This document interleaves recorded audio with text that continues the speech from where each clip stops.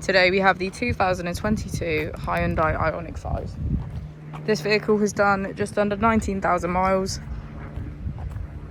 It has an automatic transmission and a fully electric motor.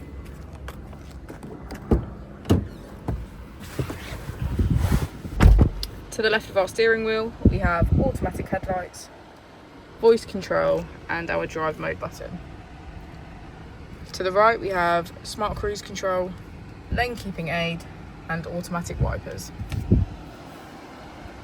Moving on to our screen, we can access media, which includes Apple and Android CarPlay, navigation, map, and our button settings. If we put the vehicle into reverse, we can see that it comes with a parking camera with front and rear parking sensors. Just below our screen, we have our dual zone climate control.